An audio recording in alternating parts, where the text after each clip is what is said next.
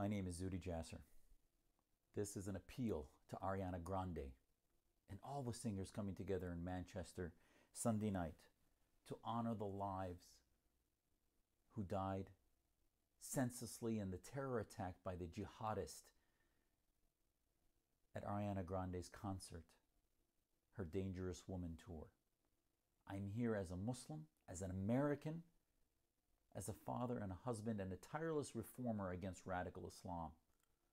But I'm here in a plea to tell Ariana Grande, to tell all of you, that this is a battle for our civilization as we know it.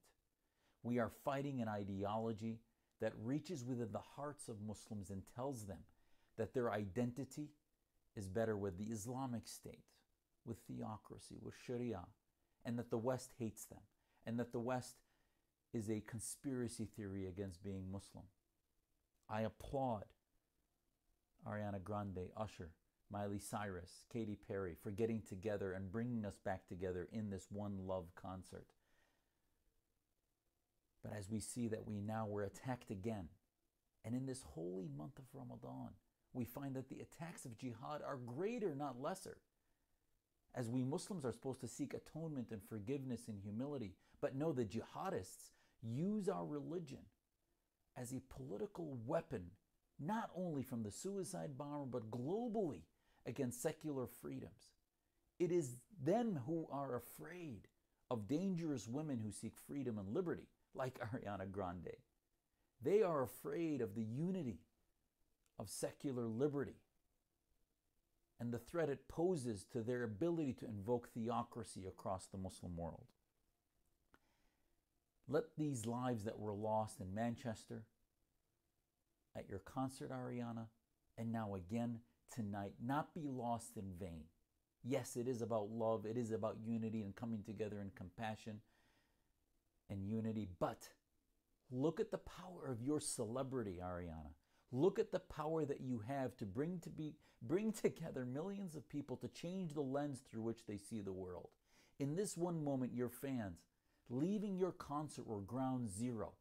And now again at London Bridge, we saw another ground zero. Over and over, we see the cities, the list of cities and hashtags accumulating one after the next. And all we can do is add more hashtags. The dangerous women that are not only on the stage like Ariana, they are in the prisons of Iran and in the prisons of Saudi Arabia, in the mosques that question the authority of the Islamists, that preach hateful anti-Semitism, anti-Westernism, and hate our militaries of Britain and the United States and France, that seek to decimate ISIS and seek to spread freedom, which is what the Islamists care and fear the most about. Yes, your concerts are wonderful. Loving is important. Compassion is important. But I'll remind you, Ariana, in your letter to your fans, you said rightly, we will never be able to understand why events like this take place because it is not in our nature, which is why we shouldn't recoil. You said we will not quit or operate in fear. We won't let this divide us. We won't let hate win. You said, I don't want to go to the rest of the year without being able to see and hold and uplift my fans the same way they continue to uplift me, so you're coming back. Our response to this, and this is what you said, Ariana, to this violence must be to come closer together, to help each other, to love more, to sing louder, and to live more kindly and generously than we did before. So I hope you go beyond that. And our response should be to unite in the ideas that are the antiseptic to radical Islamism. Yes, the Islamists hate our unity and our diversity, but they also exploit your inability to identify Islamic theocracy as the problem. Muslim reformers are your partners, but Islamists are your enemies. I pray that the Mayor of London, Sadiq Khan, also identify the events at London Bridge and at Manchester as terrorism, as Islamism, as jihadism as the threat. There is nothing that would be more pro-Muslim and pro-Islam than for we Muslim leaders that exist to identify the pathology, the cancer, and say that we want to cut it out and reform and bring our faith into the 21st century. That recognition will go a long way to bringing true unity in this society. The denial must end, and I hope the platform of the singers tonight, tomorrow night, Sunday night, is one in which they bring us together to clarify what we're fighting.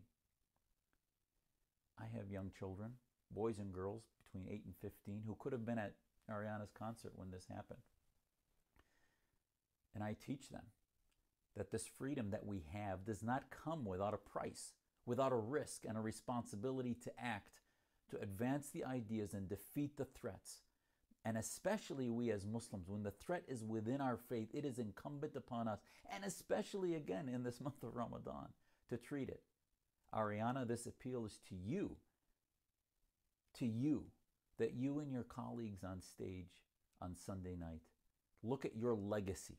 Will it be to stand with your millions and protect us, or will it be to surrender and give up the platform to the Islamists to wage their war domestically and abroad in the Middle East with no care in the world except slavery of the West and women and minorities?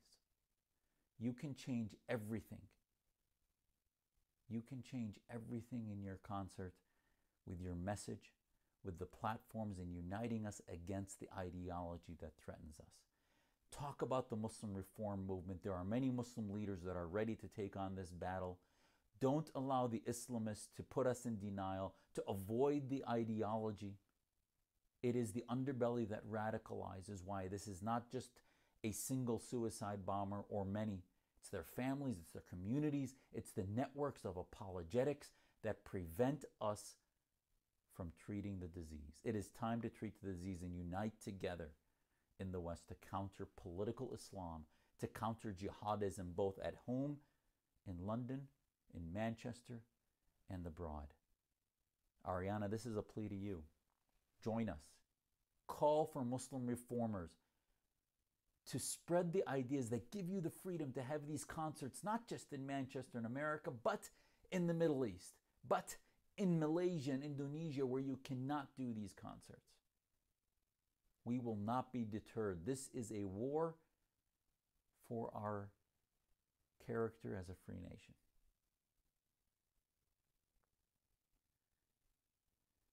Many British Muslims are not your fans. The Muslims that are your fans are with us, and those who are not your fans because of Islamism are against you. This is your chance to begin to change what your legacy is.